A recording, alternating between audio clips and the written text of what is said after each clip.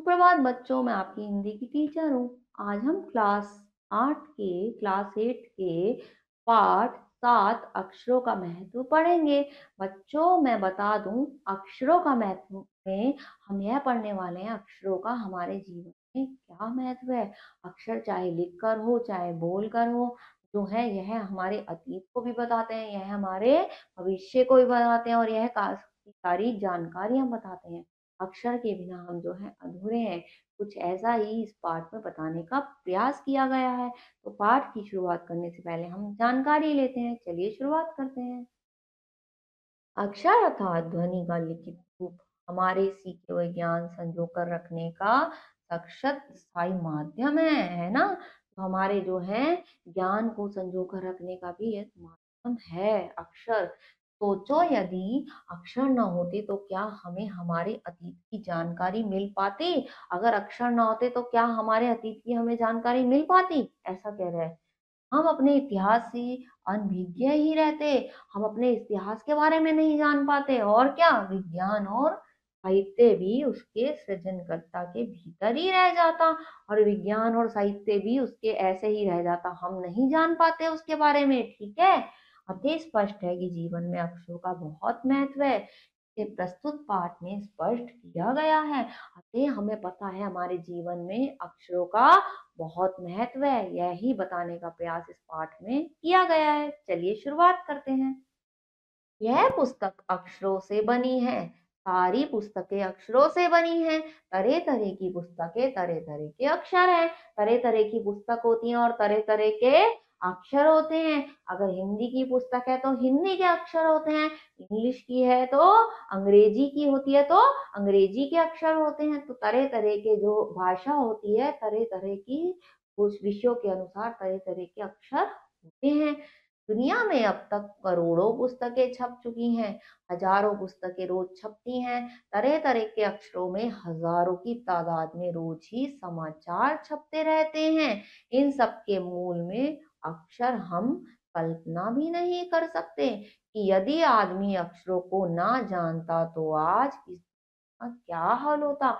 अगर हम अक्षरों को नहीं जानते तो आज इसका क्या हाल होता, हम इसकी कल्पना भी नहीं कर सकते हैं। है ना बच्चों। आगे देखते हैं आगे क्या होता है।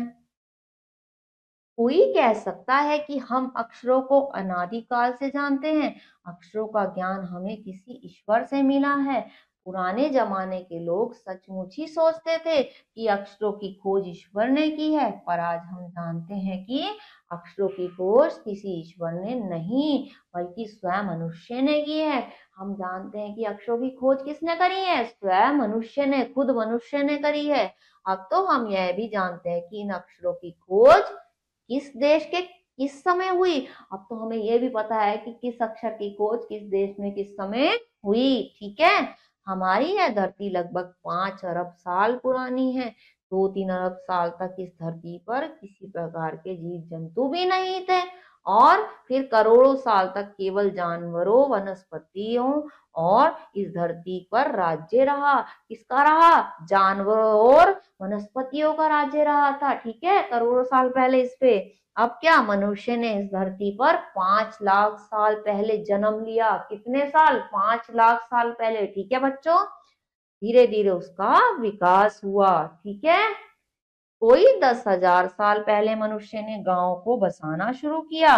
वह खेती करने लगा, पत्थरों और औजारों का इस्तेमाल करता था। फिर उसने तांबे और कांसे का औजार बनाए। धीरे धीरे उसने तांबे और कांसे के औजार भी बनाए। ठीक है ना। आगे देखते हैं बच्चों। प्राग ऐतिहासिक मानव ने सबसे पहले चित्रों के जरिए अपने भाव व्यक्त किए। सबसे पहले चित्रों के जरिए अपने भाव प्रकट किए, जैसे पशुओं, पक्षियों, आदमियों के चित्र। इन सब के जरिए अपने भाव मनुष्य ने प्रस्तुत किए।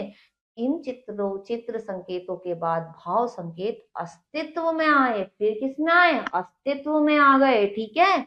जैसे एक छोटे वृत्त के चारों और किरणों के द्योतक रेखाएं खींचने पर वह सूर्य का चित्र बन जाता था। क्या बन जाता था, ऐसे बना दिया और उसके चारों तरफ करके सूर्य का चित्र बन गया।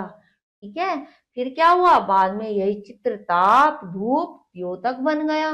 इस तरह से अनेक भाव संकेत अस्तित्व में आए। तब जाकर काफी बाद में आदमी ने अक्षरों की खोज की, और उसके बाद जाकर काफी टाइम बाद, काफी समय बाद अक्षरों की खोज हुई। ठीक है। अक्षरों की खोज के सिलसिले शुरू हुए, मुश्किल से 6000 साल हुए। केवल 6000 साल, 6000 साल पहले खोज हुई थी। ठीक है बच्चों, आपको नहीं पता होगा ना, अब पता लगा कितने साल, 6000 साल पहले खोज हुई थी अक्षरों की। किसने करी थी? अक्षरों की खोज के साथ एक नए युग की शुरुआत हुई। ठीक है। आदमी अपने विचार और अपने हिसाब किताब को लिख कर रखने लगा। अपने विचार और हिसाब किताब को फिर क्या करने लगा? इंसान लिखने लगा। ठीक है। तब से मानव को सभ्य कहा जाने लगा। क्या कहा जाने लगा? सभ्य। ठीक है। मनुष्य ने जब से लिखना शुरू किया तब से इतिहास आरंभ हुआ। जब से लिखना शुरू किया तभी से इतिहास शुरू हुआ। ठीक है। किसी भी देश का इतिहास तब से शुरू होता है जब मनुष्य लिखे हुए लेख मिलने लग जाते हैं। अगर हमें इतिहास के बारे में पढ़ते ही नहीं तो कहाँ से होता? मनुष्य ने लिखे तभी तो पढ़ पाए। ठीक है। इस प्रकार इतिहास को शुरू हुए मुश्किल से 6000 साल हुए। के पहले काल को प्रागैतिहासिक काल यानी इतिहास के पहले का काल कहते हैं। क्या कहते हैं? इतिहास के पहले का काल कहते हैं। ठीक है। आगे देखते हैं। अतः हम देखते हैं कि यदि आदमी अक्षरों की खोज नहीं करता तो आज हम इतिहास को ना जान पाते।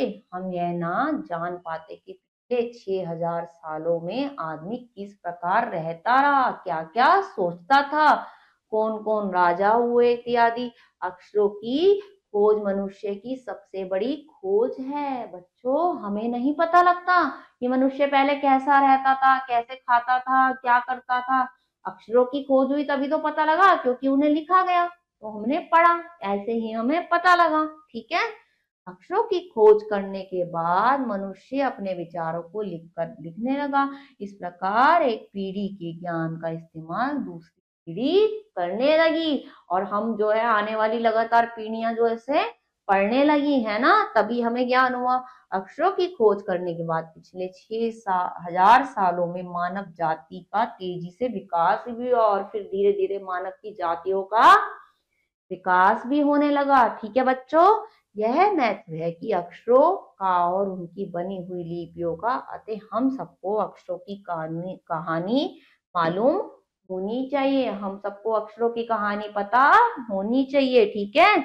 आज जिन अक्षरों का हम पढ़ते लिखते हैं वे कब बनाए गए, कहाँ बने, किसने बनाए, यह जानना भी जरूरी है। ठीक है ना बच्चों, यह जानना भी जरूरी है। तो बच्चों, हमें पता लगा अगर अक्षर ना होते तो हम यह ना जान पाते कि पहले मनुष्य कैसे रहता था, कैसे कैसे मनुष्य बना, पहले क्या खाता था, कैसे कैसे हमारे देश का विकास हुआ, कैसे इतिहास बदला।